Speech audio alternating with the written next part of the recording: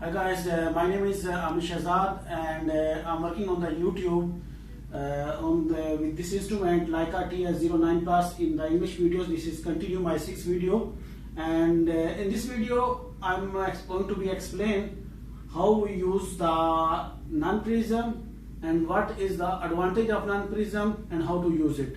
So for that one, when you start the instrument and power off on, this is the main display of our Leica Total Station TS09 Plus. So if you go to direct EDM, there is a top side, you can see this is a circular prism. Just click there, and then you have an option there, EDM with the prism mode. So I can change here. There is a non-prism. So when you receive this non-prism, just press F4 or just simply touch with this F3 button, and you can save no non-prism. As you can see, there is a building and target is there. So this is the option of non-prism, how we use how to after active the non-prism. So what is the advantage of non-prism and how we use? So in this case, we use the non-prism. For example, we have some area we cannot access. So that area we use the non-prism. For example, is the height and some deep excavation. So in this case, first I'm going to be in front of me. There is a one column, as you can see. So I will choose, for example, this is for me is not accessible area. So in this case, I'm going to be use non-prism. So for the guidance, I will go. For example, I'm go to the program.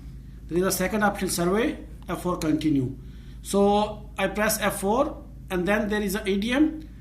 This is the second option, how we go to the non-prism. And there you can see there is a light.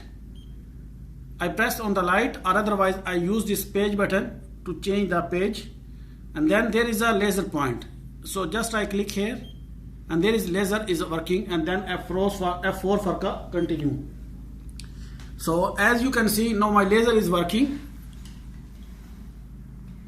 On the column you can see there is a laser. For example, this center of column, I need the coordinate and the elevation. So in this case, I will come here. Simply I press again F4, and then you can see there is a F2 key for the function distance. So I will press distance or F2 key. And then I go down with the arrow key. As you see, there is a east, north, and height of this column. One is this option we can get. For example, we have some special ways. We need some deep excavation. I make a roughly one sketch right here on the paper.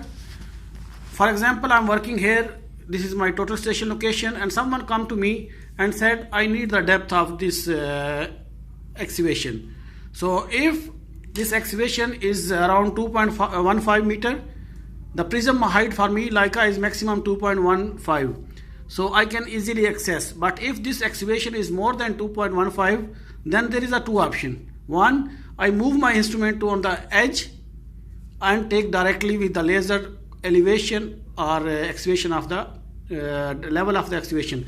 Otherwise, I leave my instrument same location, and I'm use staff, which one I'm using for the level, and then I will measure the staff. So for that one, for example, what I will do, I go back to top side with the arrow key. As you can see, there is a HR, height of reflector. So this height of reflector by default, when you put the non-prism, it's automatically appears 0. So what I will do, I will go to this one with the some height. For example, I use 4 meter stop. So then I can use 4, then press OK, and now my prism is changed. And if I put the distance, same location as you can see on the column, this is the same location. So here we see elevation now. Now it's showing the elevation 1.04. But if I change this height in 0, Then I will press distance again on the same point. In this case you can see 5.04. So this is the difference between elevation, because I use the height.